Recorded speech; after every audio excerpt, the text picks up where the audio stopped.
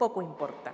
Borges, para él, el regresus ad infinitum de las noches, propia, por cierto, de la estructura de anillo de los textos árabes, es más vertiginoso que el del Quijote y el Hamlet. El maestro celebra la circularidad infinita del libro inacabable de las noches con un verso de Tennyson: Laborious Orient Ivory Sphere in Sphere, esfera dentro de esfera. Y va a reiterar la alta lección concéntrica en muchos de sus relatos. Veamos cómo lo hace en La busca de Averroes.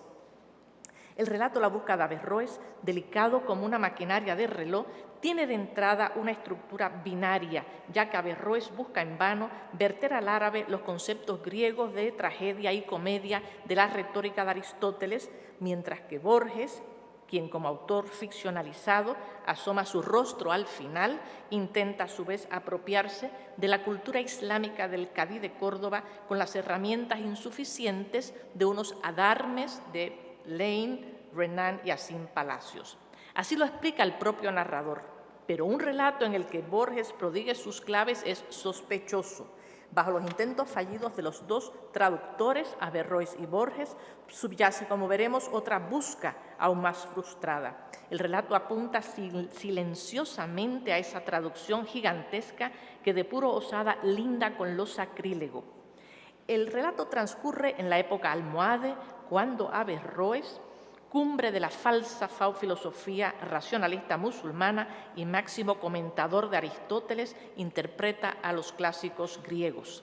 El nombre del cadí cordobés, Abul Walid ben Rushd, tarda en llegar a su forma hispanizada de Averroes, y cito: Abul Walid Muhammad ibn Ahmad ibn Muhammad ben Rushd, un siglo tardaría ese largo nombre en llegar a Averroes, pasando por Ben Reist y por Avenís y aún por Filius Rosadis. Recordemos el último apelativo porque volveré a él.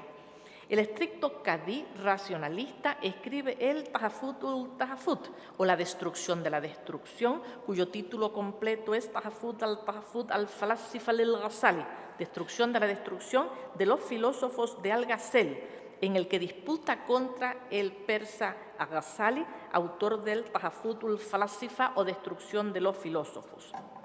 Borges, de aquí en adelante, silencia toda mención de Algazel, que fue un místico que fulminó la teología especulativa, incapaz de aprehender la esencia divina por su óptica racionalista. Borges debió trabar conocimiento íntimo de Algazel por un libro de Miguel Asín Palacios, Algazel, la espiritualidad de Algazel, y ya sabemos que Asín era el libro de cabecera de Borges. Algazel, el histórico, se formó con sufíes de la talla de Abul Talib al-Makki y de Bastami y tuvo a su vez numerosos éxtasis que explora en libros como el Mishkat al-Anwar, o dicho de las luces, y el Ihya Ulumuddin, o vivificación de las ciencias de la fe. Argumentó que la razón pura no constituye un instrumento adecuado para el conocimiento trascendente, por lo que defendió el método cognoscitivo de la ciencia directa de Dios o iluminación del corazón. Borges se cuida de no dar estos datos que les doy, pero las claves internas del relato, como dije, apuntan a la teología mística del persa, a la que tenazmente se opuso Averroes. El texto plantea de entrada dos metafísicas encontradas: el racionalismo aristotélico y el misticismo representado por Averroes y por Algazel en el Islam medieval. En el relato borgiano, Averroes eslabona sus ideas filosóficas en sinuosas grafías árabes en medio de rumores de fuentes y canturreos de palomas, su legendaria Al-Ándalus. De repente echa de lado el Tahafut y toma la retórica de Aristóteles. Intenta una tarea ardua, traducir la palabra tragedia y comedia al árabe sin saber griego. Pero cuando el cadí va a compulsar las copias del Kitab al-Muham del filósofo Ibn Sida para orientarse, ve jugar unos muchachos.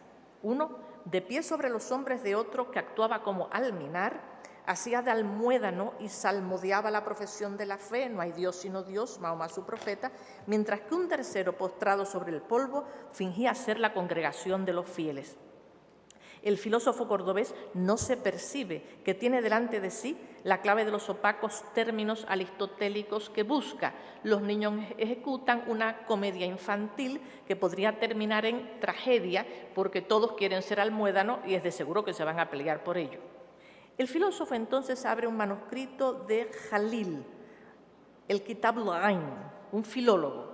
La hermosa copia del volumen de Tánger le hace evocar al viajero Abul Qasim al-Ash'ari con quien iba a cenar esta noche en casa del alcoranista Faraj.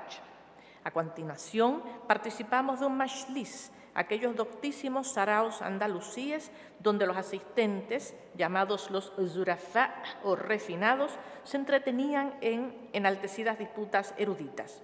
Una vez hechas las loas a los gobernantes almohades, que eran fundamentalistas, recordemos eso, los festejantes pasan a hablar de las rosas.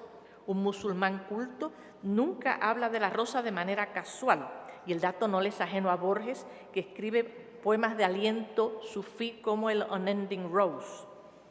Faraj, un teólogo apegado a la letra del Corán, evoca una curiosa variedad de la rosa perpetua que el retórico Ibn Qutayba había descrito. Es una rosa que crece en los jardines del Indostán y sus pétalos, de un rojo encarnado, presentan los caracteres de la profesión de la fe: no hay otro Dios sino Dios, la ilaha illallah.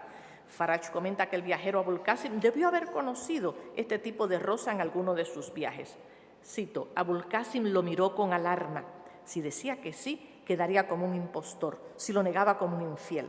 La encerrona que le tiende al alcoranista es muy grave, pero por otra razón ontológica más profunda. En la mística sufí, la rosa perpetua representa al Dios vivo que el visionario aprehende de manera directa y no verbal. Hemos dado con el Dios experiencial del místico Al-Ghazal, el que Borges silencia. La rosa letrada del Indostán que describe Faraj es una rosa imposible, incluso blasfema, pues sobre sus pétalos infinitos ha osado posarse el lenguaje. De ahí su color encarnado, que alude no solo al rojo vivo, sino a su anómala condición de encarnada o corpórea, incompatible con su condición sobrenatural. La rosa nos devuelve a la alusión fugaz de la pugna del racionalista Averroes con el místico Al-Ghazal que vimos al principio. Estamos, pues, ante dos buscas simultáneas. En un caso, la busca de una cultura ajena, en el otro, la busca de la trascendencia. Si bien ambas intentan ser llevadas a cabo a través de la razón humana, la primera es harto difícil y ya la segunda es imposible. Los atrevidos trazos de la grafía árabe maltratan, torturan con su torpeza corpórea, pues, la lozanía ultramundana de la rosa perpetua. Yo dije torturan con intención, pues nos volveremos a encontrar con esa cruel desacralización de la trascendencia a manos del lenguaje. Faraj recuerda ahora la teoría de la madre del libro, el al-Kitab, que postula la existencia de un arquetipo increado del Corán en el cielo, del cual el Corán que reveló el arcángel Gabriel a Mahoma es una simple epifanía. El aristotélico Averroes reflexiona que ese Corán increado es algo así como su modelo platónico, pero este Corán encarnado nos vuelve a permitir hollar terreno místico. El Corán encarnado de la Arabia del siglo VII no puede compararse al Corán eterno a puerto seguro del lenguaje humano. Una vez más, la filosofía de Averroes se enfrenta silenciosamente con la mística de Al-Ghazal. El primero, como Al-Faraj, se conformaría con estudiar la palabra dictada al profeta, el segundo optaría por la experiencia fruitiva del Corán ultramundano a salvo de la teología. Abul Qasim refiere ahora la maravilla de Sin Calán en Cantón. Le pregunta al alcoranista Faraj a cuántas leguas quedaba dicha ciudad de la muralla de Iskandar Dhul-Qarnayn, Alejandro Bicorne o Magno, la muralla que había levantado para detener a Gog y Magog. Abul Qasim apunta que la distancia desértica excedía los 80 días de camino y que aún así nadie había podido divisarla. Averroes, a quien siempre atemorizó lo grasamente infinito, se estremece al imaginar tal distancia. Intuye su busca derrotada de lo inaccesible y de repente se supo, y cito, envejecido, inútil, irreal. No logra aprehender ni la noción de eternidad de su enemigo Algacel, ni tampoco la del teatro, que otra vez se le acaba de prodigar. El portento de Sin-Calán estaba constituido por una sala llena de personas, una fila de balcones, y en la terraza había personas con máscaras color carmesí que cantaban y dialogaban.